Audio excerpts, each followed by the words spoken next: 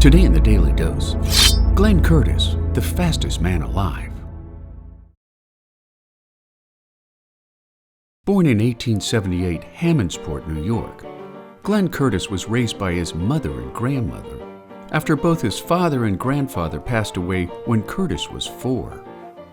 Fascinated by how things worked, as Curtiss grew older, he walked around town with a screwdriver, fixing squeaky doors and broken doorbells. And after his family moved to Rochester, New York, Curtiss fell in love with the national craze of bicycling, employing the new machine to deliver telegrams for Western Union, or his frequent 6-hour rides to Hammondsport to visit his grandmother. After his marriage to Lena Pearl Neff, when Curtiss was 20, the couple opened a bike shop in Hammondsport, which quickly spread to a second successful location in Bath, New York.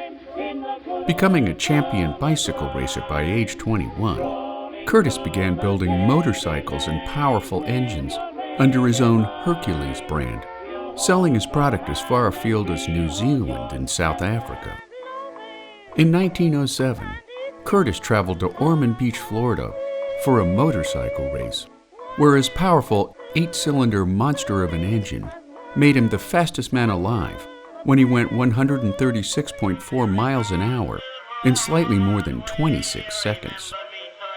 Expanding into aviation engines after meeting Captain Thomas Baldwin, who dreamed of a motorized dirigible, by 1909, G.H. Curtiss Manufacturing Company had completely transitioned from building motorcycles to building aircraft engines, which were subsequently used in the 1908 Red Wing, the White Wing, and the Junebug of that same year, where Curtiss flew the plane to a height of 5,090 feet, with over 1,000 people on hand to witness the feat.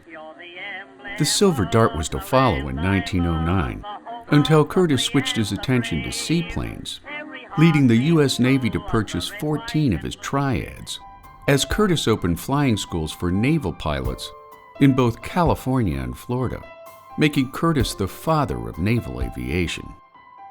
Curtiss also built the land-based GN-40 Jenny, which became the go-to training aircraft of World War I, in which an estimated 95% of Canadian and American pilots learned to fly.